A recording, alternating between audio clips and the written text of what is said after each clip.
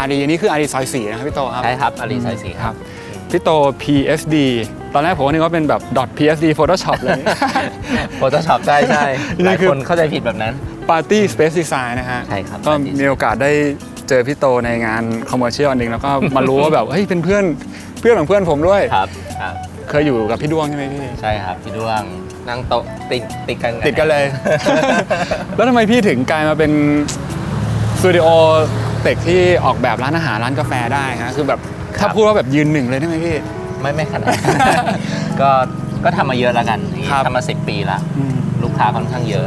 มันทดลองหลายอย่างฮะออกตอนอยู่พี่ด้วงก็คือเป็นเต็กแล้วหลังจากนั้นก็ไปเป็นเต็กคือเป็นสถาปนิกกันนะครับแล้วก็ไปทำกราฟิกดีไซน์แล้วก็ทำโฆษณา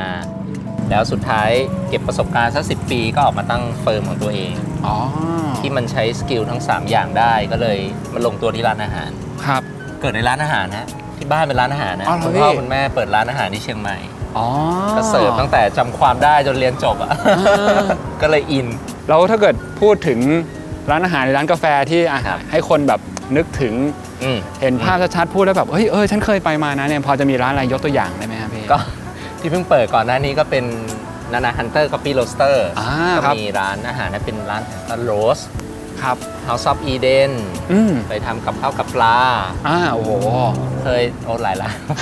แล้วก็ไปก็คามาร่าลิสมิกิครับประมาณนี้เยอะเลยทีนี้มาถึงร้านนานาฮันเตอร์ที่แบบหลายๆคนรู้จักครับลงโซเชียลเยอะมากเลยครับทำไมพี่มาออกแบบให้เขาได้ฮะก็จริงๆเราทำให้แบรนด์นานามาก่อนนั้น1 สาขาครับแล้วก็พอมันเป็นฮันเตอร์ก็คือมันไกลนิดนึงมันเลยต้องทำให้เป็นเดสติเนชันใช่บางคนต้องขับรถจากในเมืองไปประมาณครึ่งชั่วโมงถึง45 นาทีมันก็เลยต้องแบบจัดหนักนิดนึงเพราะมันรีโนเวทด้วยแล้วมันสร้างปรากฏการณ์ใหม่ๆเช่นโรงคั่วกาแฟที่มีเครื่องคั่วจริงๆแล้วก็คั่วให้กินในนั้นจริงๆ3 เครื่องบาร์กาแฟขนาดใหญ่การเก็บกาแฟเก็บจริงๆคือมันไม่ใช่ร้านกาแฟมันเป็นที่คั่วกาแฟอย่างนี้ดีกว่าที่มีบาร์ให้กินได้โอ้จริงๆคือด้วยสเปซด้วยอะไรคือหลายๆคนจะเห็นว่ามันใหญ่มากแสดงว่าต้องมีอะไรพิเศษแล้วก็ตอนนี้ที่เราเดินคุยกันมาเราอยู่ในอารีซอย4ซึ่งเป็นสาขาใหม่ของนานาครับทำไมถึงมาอยู่ตรงนี้แล้วก็จริงๆพื้นที่ตรงนี้เนี่ยย่านนี้ก็ถือว่ามันมีเอกลักษณ์ที่ชัดเจนมากเลยนะพี่โปรเจกต์นี้มันเกิดขึ้นมาประมาณหนึ่งแล้วประมาณเกือบปีหนึ่งแล้วเขาบอกว่าเขาได้ที่มาประมาณไร่หนึ่งในอารีแล้วก็หูพึ่งเลยแบบ1 ไร่อารียากมากแล้วก็ได้บ้านอาคารแบบทรงเก่าๆครับเหมือนที่เราเดินผ่านเห็นใช้กันมาเมื่อกี้นะพี่ประมาณ50 ปีอย่างเงี้ยเราก็เริ่มสนใจเพราะแบบเราอยากทำบ้านอยู่แล้วโดยส่วนถ้าบ้านทำเป็นคอมเมอร์เชียลมันน่าสนุกก็เลยแบบโอเคสนใจทำโปรเจกต์นี้อยากให้มันดูสบายๆรีแลกซ์เรสเพคความเป็นบ้านไม่ทุบอะไรขนาดนั้นเก็บโครงสร้างไว้ให้เยอะที่สุดเท่าที่จำเป็นซึ่งแน่นอนว่าแตกต่างจากนานาฮันเตอร์ด้วยคนละร้านกันเลยนะพี่โอเคฮะนี่เราก็เดินมาหยุดพอดีได้เลยถึงหน้าร้านพอดีเดี๋ยวเดินเข้าไปดูด้านในกันนะครับครับ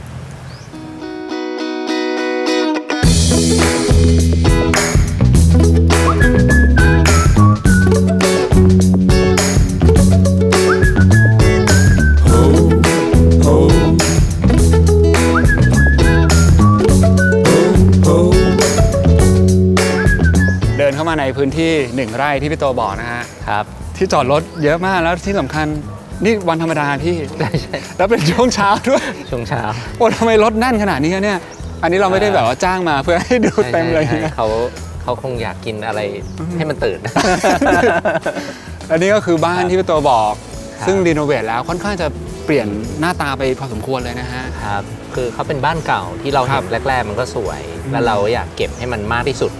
ที่เป็นสกินในด้านบนนี้คือเรามีทริคในการที่ไม่งั้นเราต้องติดม่านนะเราเลยทำฟิน1 อันครอบมันไว้แล้วไม่มีม่านเลย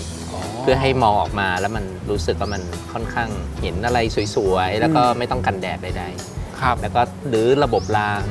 น้ำฝนใหม่แล้วก็หาตัวครอบปิดให้มันยังดูแบบสวยอยู่ทีนี้ถ้าย้อนกลับไปตั้งแต่ว่าความเป็นอารีอย่างที่บอกคือเราเห็นบ้านเดิมมาแล้วพี่ก็เลือกที่จะมีความอยากจะเคารพบริบท ทำให้มันดูกลมกลืนไม่ได้ว่าแตกต่างเพราะจริงๆร้านอาหารร้านกาแฟในย่านอารีเขาแบบไปกันหลากหลายแนวมากเลยนะพี่ใช่เขาตะโกนนิดนึงจริงๆอันนี้ก็ตะโกนเดี๋ยวก็มันมีเหตุที่ว่าทำไมถึงทำแบบนี้ทำไมถึงเน้นเรื่องก้อนอิฐมันเป็น CI ของแบรนด์กาแฟเขาแล้วก็จริงๆคือเราเอาอิฐบ้านเดิม50ปีออกมา1ก้อนแล้วคัสตอมคริสตัลบริกให้ได้ไซส์นั้นแล้วจากคริสตัลบริกอันนี้ก็ไปสั่งปั้นอิฐอันนี้ที่อยุธยามันมาให้มันไซส์เดียวกันแล้วก็สั่งทำฟาซาดที่เป็นอิฐปลอมเนี่ยขึ้นมาแล้วก็ทำแผ่นเหล็กที่เป็นเหมือนโมบายที่มันโดนลมแล้วมันจะเล่นได้ทุกอย่างเกิดจากบ้านเก่าไม่ได้คิดมาใหม่เลสเปคของเขาแต่เอามาเหมือนคลอดเป็นลูกหลานอีก 4-5 อันแล้วก็กลับยัดเข้าไปในบ้านเดียวกันครับอันนี้มันก็เป็นอีกวิธีการหนึ่งที่ถ้าเราจะพูดถึงการที่แบบออริจินอลเขาเป็นยังไงแล้วเราเคารพเขาแบบไหนแล้วดึงมานะพี่ซึ่งคือเราเอาของเดิมเข้ามาเลยแหละใช่ใช่ใช่ครับก็ถึงว่าตอนแรกคืออย่างสเกลอิฐอย่างทั่วไปที่เราเห็นมันจะก้อนเล็กกว่านี้นะพี่อันนี้ก็จะใหญ่ขึ้นแล้วก็ที่พิเศษกว่านั้นคือไอตัวคริสตัลบิกที่เราก็ทำโดยที่ไปตามสเกลตามขนาดเขาอีกใช่ใช่ใช่แล้วก็อย่างหลังคาเองอ่ะผมก็ไม่แน่ใจว่าคือของเดิมมันจะเป็นหลังคาที่สโลปไม่ได้คือเป็นจั่วนะพี่เป็นจั่วนี่แหละครับแล้วก็สโลปไม่ได้แบบชันมากอันนี้คือเราเห็นว่ามันเหมือนเป็นสลับเรียบไปเลยแต่จริงๆคือมันอย่างที่พี่บอกคือแค่บังไว้เฉยๆใช่ไหมก็บังไว้เฉยๆหลังคาเดิมยังอยู่แต่แค่ทำระบบระบายน้ำใหม่เพราะว่ามันต้องซ่อมเยอะแล้วก็ถ้าจะไปรื้อหลังคาผมว่ามันดูไม่เคารพเท่าไหร่เพราะมัน50 ปีแล้วไม่รู้โครงสร้างยังไงก็เลยตัดสินใจทำเป็นตัวกัตเตอร์ครอบไว้แล้วก็รีให้มันเรียบๆเพื่อไม่ต้องมาแข่งกับของด้านล่าง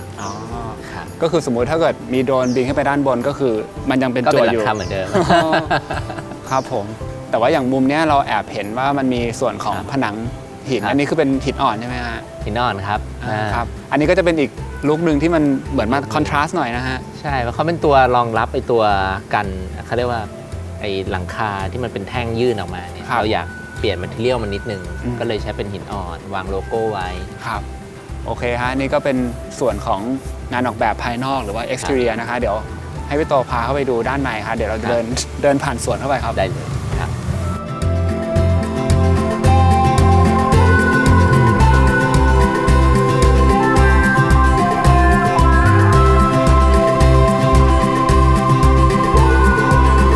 จากที่จอดรถนะครับตรงนี้จะมีประตูอยู่บานนึงแต่นี้คือเป็นประตูบ้านเก่าอย่างที่พี่บอกใช่ไหมคะใช่เป็นตำแหน่งเดิมเลยตำแหน่งเดิมเพราะตรงนี้เลยครับแต่ว่าจริงๆในการรับรู้ของคนอ่ะก็ต้องเดินผ่านสวนตรงนี้แน่ๆเพราะอย่างหินก็ถูกวางไว้เป็นลักษณะเหมือนเป็นแผ่นทางเดินนี้นะใช่อยากให้เดินผ่านสวนครับเพราะมันหายากแล้วในอารีในการที่จะแบบได้เข้ามาชื่นชมสวนเห็นบ้านอะไรอย่างเงี้ยครับโอ้สวนนี้ก็ให้พื้นที่กว้างเหมือนกันนะครับพี่สำหรับพื้นที่ในอารีนะฮะใช่ตอนมาดูบ้านหลังนี้ครั้งแรกคือรู้เลยว่าต้องเก็บสวนให้เยอะที่สุดแล้วก็เติมเท่าที่จำเป็นแล้วก็ทำให้มันดูแบบร่มรื่นนะฮะเพราะว่าเวลาคนทานกาแฟเดี๋ยวนี้มันโดนกระตุ้นด้วยสิ่งอื่นที่มันไม่ใช่ธรรมชาติอีกต่อไปเราเลยอยากทำให้คนใกล้กับธรรมชาติมากขึ้นแต่แน่นอนมันต้องเป็นการใกล้แบบมีสไตล์นิดนึงก็เลยทำดีเทลให้มันดูแบบซิ่งๆหน่อยครับอันนี้นี่ก็เหมือนเดินได้โดยรอบเลยนะครับแล้วก็มีที่นั่งหยอดไว้ตามมุมต่างๆด้วยหลบๆกันหน่อยครับโควิดได้เนาะก็นั่งห่างๆก็ดีเผื่อใครกลัวด้านในก็ด้านนอกได้ครับโอเคครับเดี๋ยวให้พี่โตพาเข้าไปด้านในนะได้เลย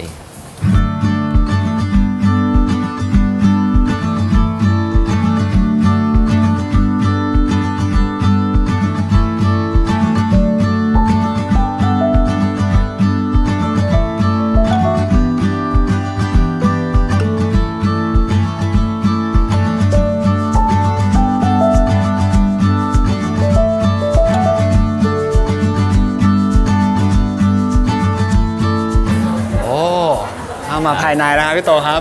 นี่บ้านเก่าเหรอพี่นี่โอ้สเปซเปลี่ยนไปเยอะมากเลยนะฮะ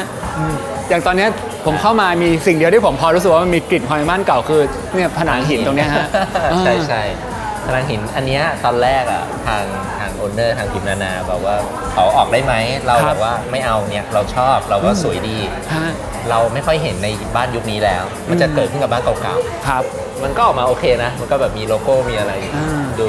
วินเทจสิดูเก่าๆดีซึ่งนี้ก็สูงขึ้นไปถึงชั้น2เลยนะครับยิ่งความสูงนี้มันต้องทุบพื้นเพื่อแลกกับมันมา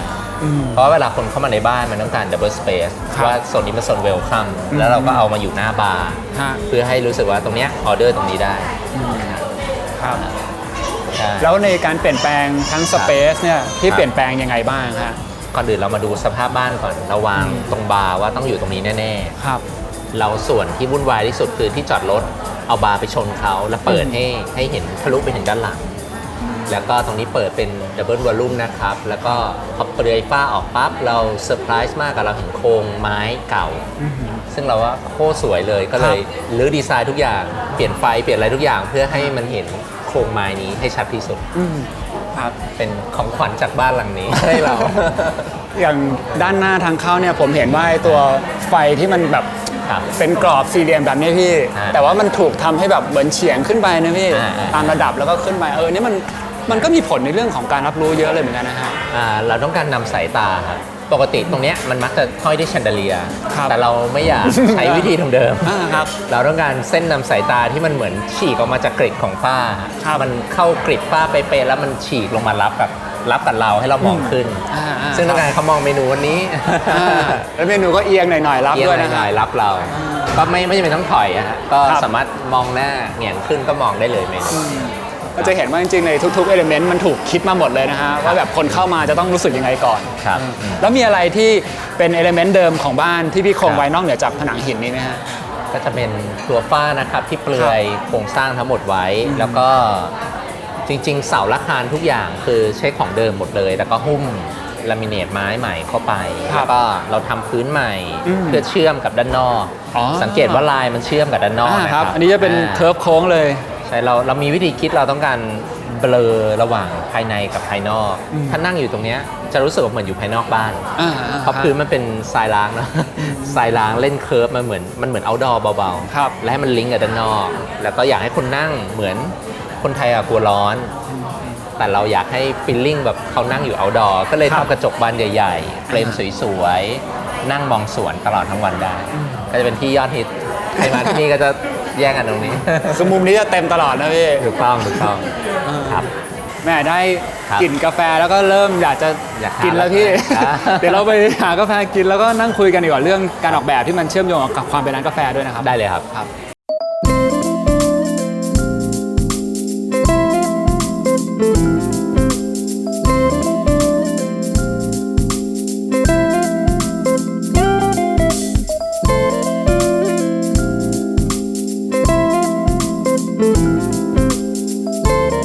ตอนนี้ก็มานั่งที่บริเวณเคาน์เตอร์แล้วนะครับพี่ ครับ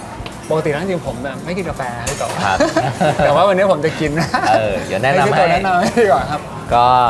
สำหรับแคปเหรอ ก็ไหนๆเรามาอยู่อารีแล้ว มี ครับ เมนูของที่นี่ชื่อว่าอารีซอย4 อันนี้เป็นแบบซิกเนเจอร์เลยนะ ซิกเนเจอร์ของที่นี่เป็นยังไง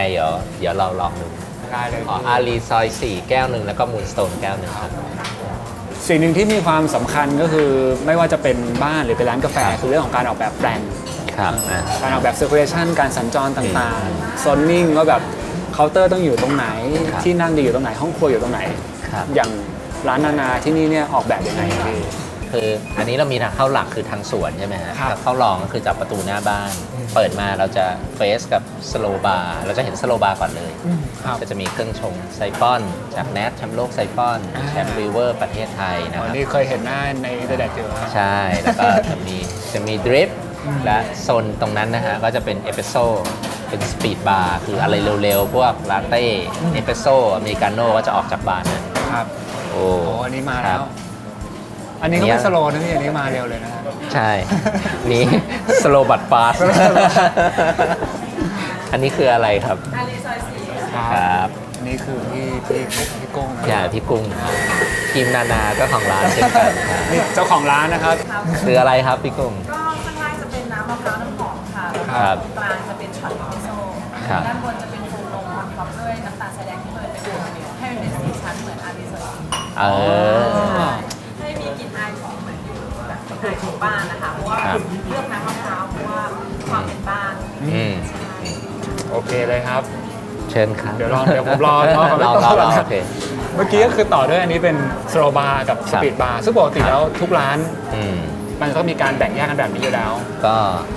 ไม่เสมอไปครับ บางทีก็คือเบรนกันไปเลย ใช่ คือบางบาร์เขาจะเป็นบาร์ยาว แล้วก็วางติดกันเลย หรือรวมอยู่ด้วยกัน แต่ที่ต้องการแบ่ง เพราะว่าอยากให้คนที่แบบมานั่งสโลบาร์ได้ใช้เวลากับ บาริสต้าคนชงได้คุยได้แลกเปลี่ยน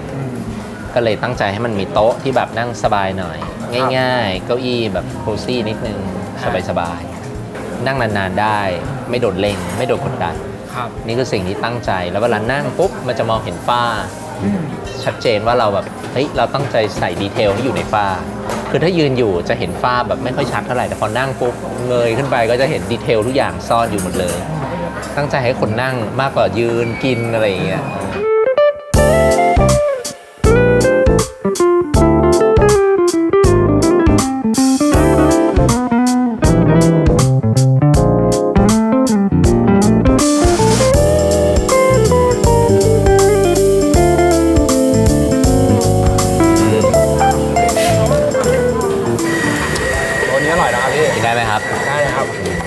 ชอบความหอมหวานของน้ำมะพร้าวครับใช่ก็จะดูแบบเหมือนเราอยู่รีสอร์ทจริงๆมาร้านนี้เหมือนมันอยู่ริมทะเลหรืออยู่บนภูเขาอะไรประมาณนี้ครับทีนี้สิ่งที่สงสัยต่อเนื่องเพิ่มเติมคือเคยคุยกับพี่โตแล้วก็พี่โตบอกว่าจริงๆมันเป็นเรื่องที่ละเอียดมากในการออกแบบอย่างแม้กระทั่งตัวเคาน์เตอร์ที่ต้องสูง90 เซนใช่ไหมใช่ครับหรืออย่างเครื่องชงต่างๆมันก็เยอะแยะมากมายเลยนะพี่ขนาดก็ต่างกันพี่รู้ได้ไงว่ามันจะต้องวางตรงไหนเพื่อให้การทำงานง่ายแล้วก็พอมันวางไปแล้วเนี่ยเกิดเราออกแบบขนาดเคาน์เตอร์มาแล้ววางปึ้งไปเสร็จไม่มีที่เหลือวางอย่างอื่นแล้วเนี่ยพวกนี้มันถูกคิดมาอย่างไงครับตัดม็อกอัพครับวิธีเดียวก็คือตัดม็อกอัพเอาเวิร์กโฟลว์ทำโมเดลม็อกอัพนี่คือ1 ต่อ 1ขนาดจริงเลยขนาดจริง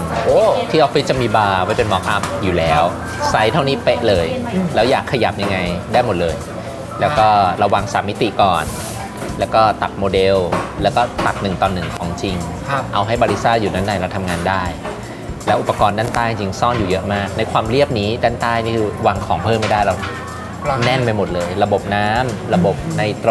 ระบบอุปกรณ์ต่างๆถ้าอยู่ในบาร์มองออกมาคือ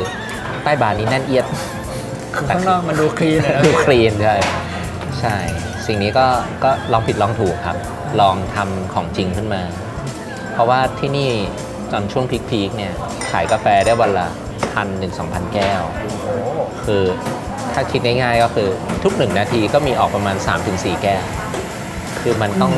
เร็วมากๆเพราะฉะนั้นถ้าพูดเกี่ยวกับวงการกาแฟแล้วความเร็วแอบสำคัญเพราะถ้าร้านนั่งได้เยอะแล้วทำไม่ทันก็อาจจะไม่เป็นผลดีเท่าไหร่มันต้องทำมันต้องมีการคิดมาเป็นอย่างดีนะฮะใช่ที่บอกสุดท้ายมันจะได้ดำเนินการไปได้อย่างรวดเร็วจริงๆใช่เหมือนตอนนี้ทุกอย่างออกเร็วว่าครับแล้วในส่วนของที่พี่บอกว่าต้องทำ1 ต่อ 1นี่คือหมายถึงว่าเราก็ม็อกอัพไซส์ของเครื่องประมาณนี้มาแล้วก็ลองเอามาวางกันดูเลยว่าถ้ามันวางเต็มๆแล้วเนี่ยมันจะเป็นยังไงใช่ครับตำแหน่งที่วางทุกวันนี้คือตำแหน่งที่พี่เคยวางมาแล้วเลยใช่ไหมใช่คือบาร์เนี้ยโดน learning มาประมาณรอบนี้รอบที่3ละสำหรับแบรนด์นานานะครับอันแรกคือเรียบด่วนอุปกรณ์ทดลองแบบแรกเฟลก็ไปลองกับฮันเตอร์อันนี้คือรอบ3มาอารีหลายอย่างค่อนข้างลงตัวอุปกรณ์การชั่งการดิฟไซฟอนต่างๆลงตัวหมดเลยก็ถ้ามันพร้อมว่าวันหลังเวลาจะทำร้านใหม่ก็แป๊บเดียวได้บาร์พูดกันถึงเรื่องของเฟอร์นิเจอร์บ้างครับพี่โตการออกแบบเฟอร์นิเจอร์ภายในร้านนี่มีวิธีการคิดยังไงบ้างพี่ว่าอันไหนต้องเป็นเก้าอี้แบบมีพนักไม่มีพนักหรือเป็นโซฟาเป็นอะไรอย่างเงี้ยจริงๆขึ้นอยู่กับคาแรคเตอร์ร้านเช่นร้านนี้เราตั้งใจให้มันดูอีซี่ง่ายๆคอมฟอร์ตสบายและต้องการให้คนรู้สึกว่าร้านแบบไม่ได้ข่มเราเพราะฉะนั้นทุกอย่างมันจะโดนกดติดกับพื้นหมดเลยสังเกตเวลาเราไปบ้านคุณพ่อคุณแม่สมัยโบราณเนี่ยเขาจะวางเฟอร์นิเจอร์แบบเรียบอาจจะมีแผ่นไม้1 แผ่นแล้วก็นั่งเล่นกันเราอยากได้บรรยากาศนั้นกลับมาเลยตั้งใจกดโซฟาทุกอย่างเตี้ยลงเลือกเก้าอี้ที่มันเตี้ยมากๆโต๊ะทุกอย่างที่ใช้ก็ให้มันไม่มีตัวตนเลยเป็นกล่องไม้เรียบๆเคาน์เตอร์ก็เรียบๆไม่ต้องมีดีเทลอะไรเพราะเราอยากให้คนมองบรรยากาศมองภาพรวมเห็นสวนพื้นเราก็เลยทำเป็นเหมือนเซมิเอาท์ดอร์ครับมันเป็นทรายล้างพอมันเป็นเหมือนทรายเอาท์ดอร์แล้วก็เลยวางเก้าอี้ต่างๆให้ไม่เหมือนก้อนหินนะฮะวางฟรีๆหน่อยไม่มีกริดเราเลยเลือกโต๊ะกลมเก้าอี้กลมให้มันดูเบลอๆนิดนึงนี่คือโต๊ะหรือเก้าอี้เวลาวางอยู่กันมั่วๆมันก็รู้สึกว่าไม่ต้องไปจัดมันถ้าเป็นเก้าอี้แบบนี้เวลาเห็นอะไรเบี้ยวเราจะรู้สึกแล้วว่าเฮ้ยมันเบี้ยวต้องจัดให้มันเรียบร้อยแต่ถ้ากลมปุ๊บปล่อยเลยฮะ แต่โซนนั้นก็วางมั่วๆได้ ครับทีนี้มาถึงมุมตรงนี้ฮะก็เป็นมุมหนึ่งที่ความสูงจากพื้นฝ้าเพดานมันค่อนข้างจะเตี้ยเลยนะฮะแต่ก็จะเห็นว่าพี่มีการทำเป็นคริสตัลบริกเพื่อให้แสงธรรมชาติเข้ามา ตรงนี้เนี่ยการออกแบบเป็นไงบ้างครับ คริสตัลบริกนี้เราหยิบเอามาใช้หลายฟังก์ชันนะอย่างฟังก์ชันนี้คือเราต้องการให้ที่เนี่ยคนเซเลบรตกับแสงเวลาอยู่ในบ้านเราไม่ชอบเจอแสงใช่ไหมเราอยู่ในห้องนอนที่เนี่ยเราเลยเปิดสังเกตดีมันมีทึบไม่กี่ด้าน ครับ ในครัวทึบกระจกมองสวนโล่งหมดเลย แล้วอีกด้านหนึ่งที่เราอยากเปิดให้เห็นแบบวิวว่ามันกี่โมงกี่ยามแล้ว ครับ เช้าเที่ยงแสงไม่เหมือนกัน เราเลยทำเป็นก้อนคริสตัลที่ใสแต่มองไม่เห็น แล้วก็ได้รับแสงเต็ม ครับ คือถ้ามองออกไปเนี่ยถ้ามันไม่ใสมันจะเห็นแต่รถเต็มไปหมดเลย มันไม่น่าใช่วิวที่มันนั่งแล้วสงบแน่ๆ ครับ พอลานจอดรถมาชนกับด้านที่เราอยากให้มันสงบมาเลยเจอแมทเทียลตัวหนึงคริสตัลบริกนี่แหละก็เลยดีไซน์ให้มันมาอยู่ตรงบอร์นี้ ครับอย่างอันนี้เนี่ยจริงๆผมเคยทำแอบบอกออกแบบตอนนึงแล้วก็มันจะมีร้านที่อัมสเตอร์ดัมที่ก็ใช้คริสตัลบริกแบบนี้เลย ใช่แบบเดียวกันเลย ครับซึ่งจริงๆตอนนั้นที่ทำอ่ะจากข้อมูลที่ผมหามาคือไอ้ตัวนี้ก็คือทำยาก ทำยาก แล้วกาวที่ใช้ติดกันก็ต้องแบบพิเศษด้วยใช่ไหมครับ แบบพิเศษ ต้องหยุดมันด้วย UV ครับ คือใช้ตัวกาวปุ๊บต้องใช้ UV ส่องให้มันแห้ง อ๋อ ใช่แล้วมันอาจจะต้องมีการคำนวณนิดหน่อยว่ามันรับน้ำหนักไหวไหม คือทุกก้อน ใสๆ ต้องเป็นอย่างนี้ใช่ไหมพี่ ใช่ๆ ต้องใช้ UV หยุด ถูกต้อง ทำทีละก้อนอย่างนี้เลย เห็นใสๆนี่คือซ้อน 2 ชั้นนะฮะเพื่อความแข็งแรง อ๋อแล้ว เพราะในเมืองไทยยังไม่มีใครทำเท่าไหร่ นี่น่าจะเป็นที่แรกๆที่มันทำให้มันแบบเป็นแผงได้ขนาดเนี้ยเพราะจริงมันไม่มีโครงสร้างยึดกับมันเลยนะ คือเรียกได้ว่าวางต่อกันเฉยๆ วางต่อกันเฉยๆเลย แต่น้ำหนักมันเยอะประมาณหนึ่งแล้วเขาโดนล้อมด้วยก้อนอิฐทุกอย่างประมาณหนึ่งมันเลยค่อนข้างแข็งแรง ทุบไม่พังฮะอันนี้ ไม่ต้องห่วงปูยากมากครับปูเป็นเดือนเลยครับพวกนี้ โอ้โหอาจจะต้องมีการแก้มีอะไรอย่างนี้ด้วยนะ เหมือนง่ายแต่ไม่ง่ายเลยฮะ ก็ถือว่าเป็นอีกจุดหนึ่งที่ผมว่าก็เป็นเอกลักษณ์ของร้านนี้นะครับ ครับ โอเคครับตอนนี้ก็ได้เห็นชั้นที่1แล้วครับแล้วก็คนค่อนข้างเยอะนะเดี๋ยวเรา แอบขึ้นไปชั้น2ดีกว่านะ ได้เลย ครับ โอ ผ เค ม ครับ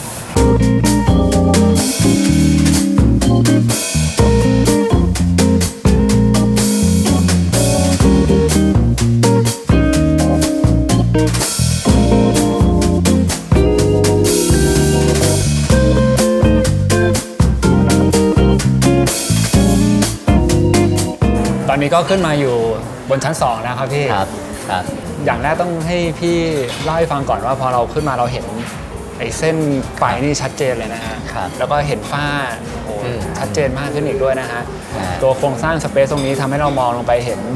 กิจกรรมเคลื่อนไหวด้านล่าง คนที่เข้ามาในร้านบาริสต้าอะไรอย่างนี้นะฮะ ครับ การออกแบบมันเป็นยังไงบ้างครับพี่ชั้น2ครับก็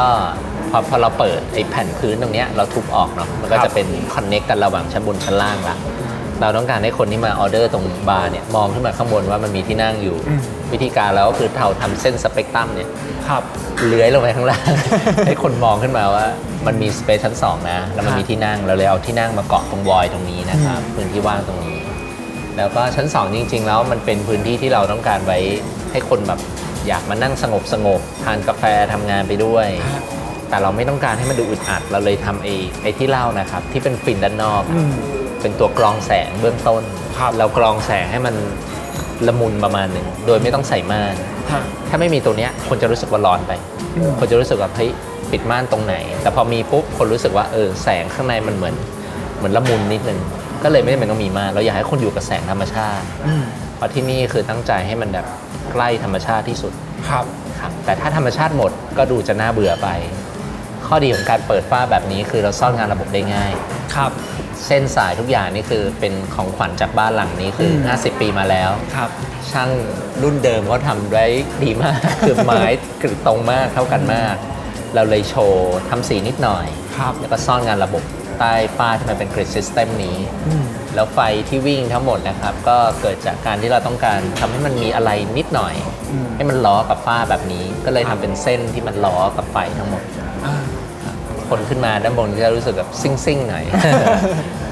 ไม่โฮมมี่เกินไป ครับ จริงๆ พอได้มาเห็นฝ้าด้านบนรวมถึง ครับ ข้างล่างด้วยแล้วรู้สึกว่ามันเป็นอีกหนึ่งส่วนที่ทำให้บ้านนี้มีความน่าสนใจนะพี่แบบก็รู้สึกมันมีความญี่ปุ่นอะไรแบบนี้ด้วยนะ ใช่ ขึ้นมาชั้น2เนี่ยเฟอร์นิเจอร์จริงๆก็ โดยโทนสีโดยวัสดุมันก็จะตามจากชั้นล่างมานะพี่ ครับ ท็อปเป็นหินอะไรแบบนี้นะครับ ครับ แต่ว่าผมจะเห็นมันมีลักษณะของท็อปหินที่เป็นสีเข้มขึ้น ครับ ขาเป็นเหล็กแล้วก็อย่างเก้าอี้เนี่ยเป็นแบบมีงานสานเข้ามานะฮะอย่างนี้คือมันฟังก์ชันแตกต่างหรือเปล่าฮะ แตกต่างครับ อันนี้เราตั้งใจเป็น communal table นะสมมติถ้าวันหนึ่งเราต้องการมีติ้งสัก4 ถึง 8 คนโต๊ะ 2 ตัวนี้สามารถชนติด อ๋อ เป็นโต๊ะประชุมรวมได้ ครับ เก้าอี้ที่เลือกมาใช้ต้องการให้มันฟีลแบบรีสอร์ทหน่อย ก็เลยเอาเรื่องงานสารแล้วก็เอาไม้เปลือยมาใช้ ครับ บางคนจะตั้งแบบกึ่งoutdoor แต่เราเอาขึ้นมาอยู่ในโต๊ะประชุมเพราะต้องการให้มันดูไม่ซีเรียสเลยดูมันรีแลกซ์สุด ครับ ๆ ก็เป็นอีกทริคหนึ่งคนขึ้นมาคงคิดว่าจะเจอเก้าอี้เหมือนเดิมแล้วก็เปลี่ยนมันซะ และโซฟาเหมือนเดิมก็ยังมีอยู่ เคยคุยกับพี่โตไว้ว่าการออกแบบร้านกาแฟในมุมของพี่โตเองอ่ะ ครับ มันไม่ได้จบแค่เรื่องของงานออกแบบในเชิงสถาปัตยกรรม อืม แต่มันยังมีเรื่องอื่นๆ ที่เป็นเรื่องขององค์ประกอบโดยรวมที่จะทำให้คนเกิดอารมณ์ความรู้สึก ครับ หรือแม้แต่การสร้างบรรยากาศที่เขาอยากจะ ครับ กลับมาประสบการณ์ร่วมอะไรแบบเนี้ย ครับ เรื่องของเพลงที่อันนี้เคยคุยหลังไมค์ซึ่งพี่บอกว่าพี่ทำแม้กระทั่งการเลือกเพลงที่จะมาเปิดให้กับร้านกาแฟนั้นด้วย ใช่ คือโอ้ตอนผมฟังทีแรกผมแบบโหว้าวมากเลยพี่ ครับ วิธีการเลือกของพี่คือยังไงแล้วทำไมพี่ถึงคิดว่ามันจำเป็นต้องมีการเลือกเพลงด้วยครับ จำเป็นมาก ผมกล้าท้าฮะ วางเดิมพันเลยก็ได้ ถ้าร้านเนี้ยปิดเพลงปุ๊บ คนสั่งน้อยลง คนอยู่แป๊บเดียวแล้วก็กลับ แล้วก็คนมาแล้วก็ไม่ว้าว เพลงดีลดความโกรธเวลาสั่งออเดอร์นานแล้วไม่มาสักที อ่า เพลงดีลดเวลาเขาต่อคิวมัน10 คิว แล้วก็แบบเมื่อไหร่จะได้ มันลดความกลิ้วของคนลงอะที่นี่เนื่องจากมันเป็นธรรมชาติกับความแบบสไตลิชมากๆ เราเลยออกแบบเป็นซูเปอร์เนเจอร์ สงบแต่สนุก เพลงมันจะไม่แบบเอิงเอยมากอะเพลง ก็เหมือนที่มีการวางธีมวางเพลย์ลิสต์ให้ ถูกต้องถูกต้อง ให้ร้านเลยเหรอครับ ก็ใช่ใช่ โอ้โห คือคุยกับดีเจแล้วให้ดีเจทำเพลงมาเป็นเพลย์ลิสต์หนึ่งแล้วก็เปลี่ยนทุก 3 เดือนถ้าใครมาเดี๋ยวก็ช่วงปีใหม่ฮะเดี๋ยวจะมีเพลย์ลิสต์ใหม่เข้ามา ความละเอียด ครับ มันละเอียดขนาดไหนพี่ ครับ แบ่งตามช่วงเวลาเลยไหมครับว่าเช้าเปิดแบบนี้กลางวันเปิดแบบนี้เย็นเปิดแบบนี้หรือแบ่งตามแบบว่าร้านเปิดมา 3 เดือน 6 เดือน 1 ปีอะไรแบบนี้ แบ่งตามนั้นเลยที่แกพูดเลย อย่างนั้นเลยเหรอะฮะ 7 โมงถึงก่อนเที่ยงเพลย์ลิสต์หนึ่งเที่ยงถึงบ่าย3เพลย์ลิสต์หนึ่งบ่าย3ถึง6 โมงเย็นเพลย์ลิสต์หนึ่ง แล้วก็ แล้วก็ไปฟังกันพร้อมกันทุกคนทั้งบาริสต้าทั้งเจ้าของทั้งดีไซเนอร์แล้วก็เอาความชอบให้มันเหมือนกัน เพราะว่าคนที่อยู่ร้านนานที่สุดคือพวกเราอะ แต่แน่นอนความชอบของเราลูกค้าต้องชอบด้วย และลูกค้าต้องรู้สึก enjoy แล้วก็ get สิ่งที่เรานำเสนอ โอ้มันก็ดีเทลมาก จริงๆ เรื่องเพลงก็คุยกันได้อีกยาวๆเลยใช่ไหมพี่ ใช่ใช่ใช่ แต่ว่าขอไล่ไปถึงองค์ประกอบอื่นๆ อย่างเช่น ครับ เรื่องของป้าย อ่า ป้ายต่าง ครับ ๆ signage environmental graphic นะฮะ หรือว่า ครับ กระทั่งแบบชุด อืม การแต่งกายยูนิฟอร์มอะไรพวกนี้จริงๆ มีผลหมดเลยใช่ไหมพี่ มีผลเยอะเลย ที่ก ค แบ รับ บให้ขนาดไหนครับหรือจริงๆเรื่องพวกนี้พี่ ฮะ พี่ไม่เกี่ยวแล้ว CI เกี่ยว อะไร เกี่ยว งี้ เกี่ยวคือโปรเจกต์นี้เราคุมหมดเลย CI วิชวลทุกอย่างที่อยู่ในรูปเราคอมเมนต์หมดเลย ชุดพนักงานแอปรอนเนี่ยทำไมต้องเป็นผ้าแบบนี้เลนแบบนี้ แก้วทำไมต้องเขียวแบบนี้ ทำไมต้องเขียวคล้ายๆกัน อย่างการ์ดอะไรพวกนี้คือพี่ก็ ใช่ จั ใช่ ดการ ใช่ ด้วยนะ ฟอนต์นะฮะตั้งแต่ฟอนต์ตั้งแต่รูปภาพ อย่างอันเนี้ย โอ้ คือมูนสโตนรสชาติที่ออกมาก็จะเป็นลิ้นจี่กุหลาบ แล้วก็เป็นแคนดี้ก็ต้องวาดออกมา ประกอบกันทานข้อ ถาด ดี แล้วถาดอย่างเงี้ยครับพี่ ก็ดีไซน์ให้ฮะ อันนี้พี่ก็ดีไซน์ให้อย่างนี้เลย ใช่ใช่ถาดนี้ก็คัสตอมมาสำหรับการยกเสิร์ฟนะครับ ก็ช่องตรงนี้ไว้วางเซิร์ฟเวอร์นะครับ ตรงนี้ก็ไว้วางแก้ว แล้วนี้ไว้วางการ์ด มีการคิดมาโดยให้ 3 สิ่งนี้ประกอบกัน แล้วก็อยู่ในรูปที่ทุกคนสั่งกาแฟมาก็จะทาน อย่างเช่นอันเนี้ยเราสั่งเม็ดของมูนสโตนเป็นเม็ดของไทยก็จะมีเอเชีย แล้วก็มีแผนที่ประเทศไทยอยู่ตรงนี้ แล้วก็จะมีดีเทลเล็กๆ น้อยๆ มีมอตโต้ประจำสาขานี้นะครับ ครับ Good coffee is a pleasure Good friends are treasure นะครับ แล้วก็มีดีเทลก็คือถ้าดูตรงสันมันจะเห็นว่า you are here ลองพิมพ์ latitude นี้ก็จะมาพอยที่นานาอารีซอย4นี้เลย ดีเทลสำหรับการทำงานก็ด้านหลังก็เซาะล่องไว้สำหรับการยกเสิร์ฟแล้วก็วางหมุดไว้เจาะเข้าไปให้มันเวลาโดนน้ำมันจะได้ยกง่าย อ๋อ ๆ อันนี้ก็เซาะ30 องศาสำหรับการวางการ์ดมันจะได้แหงนกำลังดีถ่ายรูปออกมาแล้วสวย มันเป็นดีเทลเล็กๆ น้อยๆที่แบบพอเราทำซ้ำๆเราว่านี่คือเพนพอยต์ของร้านกาแฟ อยากให้ทุกคนได้แบบได้ลองช่วยกันนะคือใครมีดีเทลที่คิดออกก็ฟีดเข้ามาในวงการ ครับ แล้วก็ทุกคนจะได้สำเร็จด้วยกัน เอาไปใช้ในทุกๆร้านของประเทศ อย่างผมต่อเนื่องนิดนึง ครับ แก้ว ครับ ทรงแบบนี้ อั นนี้ก็ต้องใช้เซรามิกดีไซเนอร์ไหมพี่ อันนี้ก็สั่งคัสตอมพิเศษให้จับด้านล่างง่าย แล้วก็เวลากินได้เมาส์ฟิลที่ดี แก้วต้องเป็นทรงโอบ ขอบหนาขอบบางอะไรก็คือคิดมาหมดเลย คิดมาหมดในบัดเจ็ตที่เอื้อด้วย สกรีนมา มีโลโก้ เทส เคลือบด้านในเป็นเซรามิก ด้านนอกทาสี2เฉด ใช้เขียวประมาณ7เฉดในร้านนี้ ครับ คือถ้าคุยดีเทลมันก็มีดีเทลให้คุย แต่เนื่องจากมันคุยกันรู้เรื่องมาตั้งแต่ตอน start project แล้ว เขาก็ค่อนข้างปล่อย ครับ อยากทำอะไรทำเลย ครับ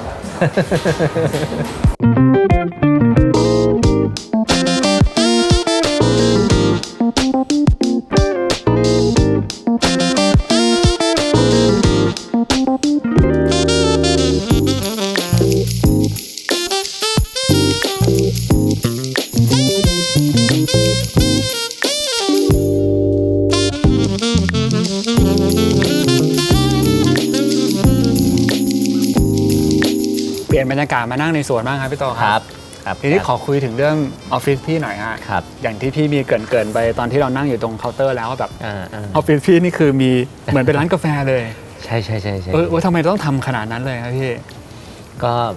มันไม่ได้ตั้งใจจะทำขนาดนั้นตั้งแต่แรก แต่ ครับ เพราะว่ามาศึกษาเรื่องกาแฟประมาณ 2 ปี ก็ไปบาริสต้าแคมป์ไปอะไรมาแล้ว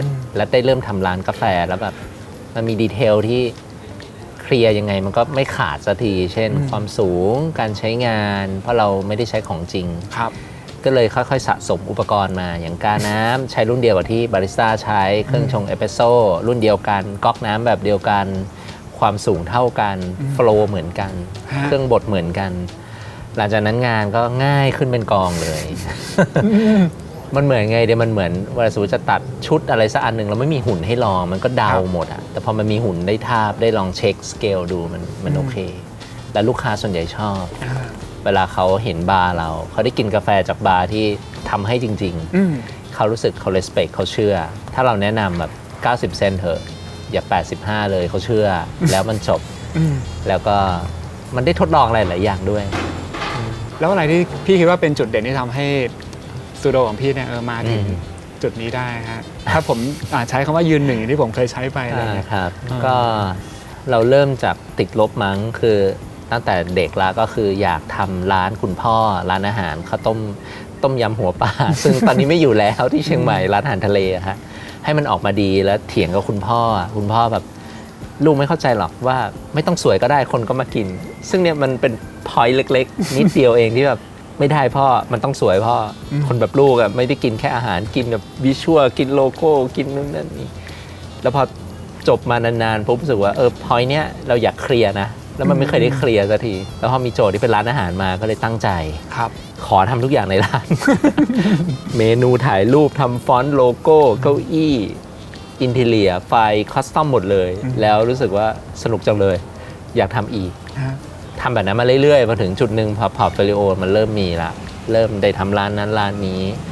คนก็เริ่มให้ความไว้ใจ ก็ต้องขอบคุณลูกค้าทุกคนมากกว่า พอให้เราทำร้านมาเรื่อยๆเราก็เริ่มได้ฝึก จริงอยากสำเร็จในการออกแบบร้านอาหารไม่ยากเลยครับ ผิดให้เยอะฮะพอผิดเยอะเราจะรู้ว่าถูกคืออะไร ครับ จริงๆทุกวันนี้ที่ PSD ก็ค่อนข้างผิดนะฮะไม่มีโปรเจกต์ไหนเพอร์เฟกแม้กระทั่งร้านนี้ไม่มีอะไรเพอร์เฟกเลย แต่ก็เราอยู่ในเกณฑ์เรารับได้ แล้วก็เราก็จดไว้มีอะไรเราจดชอบจด แล้วก็ตรงนั้นยังไม่พอใจนี้ไม่พอใจร้านหน้าขอดีขึ้นนะครับ ก็คำถามสุดท้ายนะครับพี่โตค ครั รับบ ถึงแม้ว่าพี่จะออกแบบร้านมาเยอะ ครับ มากกว่าบ้านนะครับ ครับ แต่ผมก็เชื่อว่ามันก็คือเป็นหนึ่งในงานสถาปัตยกรรม ครับ แล้วก็มันก็เกี่ยวเนื่องกับผู้คน ครับ ก็เลยอยากจะถามพี่ว่าสำหรับพี่เนี่ยในการออกแบบสถาปัตยกรรม ครับ อะไรที่พี่ยังคงให้ความสำคัญมากที่สุดอยู่ครับ จริงๆแล้วมันไม่ใช่แค่สถาปัตยกรรมมันรวมทุกแขนงเลยฮะ ครับ สถาปัตย์ออกแบบภายใน Product Design หรือแม้กระทั่ง Branding หรือ Graphic Design ใช่หมดเลยหลังๆที่ออฟฟิศเลิกพูดกันเรื่องทฤษฎีการออกแบบแล้วครับ พูดเรื่องความรู้สึกกัน คุณรู้สึกยังไง คุณฟีลแบบไหน ครับ ถ้าเรารวบรวมความรู้สึกแบบเดียวกันมาอยู่ในงานชิ้นเดียวกันได้เยอะๆอะมันจะได้ประสบการณ์ที่ดี หลังๆคือซอสของ Original Content ของประสบการณ์ที่ดีมาจาก Feeling ที่เราทัชมันจริงๆ บางครั้งเราไม่รู้ว่า แมสโมเดลก้อนเนี้ยมันให้อะไรแต่เราฟีลว่ามันสวยเราควรหยิบสิ่งนั้นมาทำงานต่อจริงสิ่งนี้ผมไม่ได้คิดเองอะจริงตอนเราทำงานแรกๆทำงานพี่ด้วงฮะพี่ด้วงสอนสิ่งนี้เยอะมากพี่ด้วงจะถามเสมอว่ามึงชอบสิ่งไหนละต่อ มึงรู้สึกอันไหน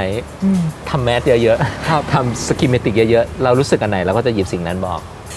สะสมความรู้สึกดีๆเกิดจากสกิมเมติกหรือภาพหรือวิชวลต่างๆรวบรวมเป็นแพ็กเกจของตั้งต้นของงานออกแบบคุณจะได้งานที่ดีเสมอประกอบกับ Data ที่เราเรคคอร์ดไว้นี่นู่นบาร์90 เซนที่จอดรถ 30%โฟลในร้านประมาณอย่างนั้นอย่างนี้รวมกันก็น่าจะได้เป็นงานออกแบบที่ทุกคนมาแล้วน่าจะชอบมันครับแต่ว่าอย่างที่พี่ตัวบอกเนี่ยมันก็บางคนรู้สึกว่าเฮ้ยมันต้องฟอร์มเพราะว่าฟังก์ชันจริงๆฟังก์ชันต้องดีกว่าหรือเปล่าแต่เนี่ยคือต้องบอกว่าจริงๆเรื่องฟังก์ชันพี่แน่นอยู่แล้วคือมันผ่านการที่แบบเรารู้หมดอยู่แล้วนะฮะก็เลยถึงอัปเกรดขึ้นมาเรื่องของอารมณ์ความรู้สึกซึ่งผมว่ามันเป็นเรื่องที่ต้องอย่างที่พี่บอกอ่ะพี่อยู่กับมันมานานนะพี่เป็น10 ปีแล้วก็เรียนรู้อะไรมาเยอะมากๆแล้วถ้าเกิดคนเพิ่งเริ่มเองก็อาจจะต้องไปเก็บความรู้สึกเก็บประสบการณ์จากที่ต่างๆสะสมมานะครับครับผมขอบคุณพี่โตมากวันนี้ได้เลยเข้มข้นมากๆเลยครับเข้มข้นดังกาแฟอะไรอย่างเงี้ยที่แบบว่ากาแฟเอสเปรสโซ่ที่เรากินกันมาเลยครับผมก็ถ้าเกิดมีโอกาสก็อาจจะขอไปถ่ายผลงานอื่นๆของสตูดิโอพี่นะครับยินดีครับกันครับผมก็วันนี้รายการดีไซน์ฟันหมดเวลาแล้วนะฮะเดี๋ยวเจอกันได้ใหม่ EP หน้านะครับรอดูกันว่าผมจะพาไปดูที่ไหนนะครับก็ฝากกดไลค์กดแชร์ Subscribe กดกระดิ่งช่องแกร็บธนาเวทด้วยครับไปแล้วครับ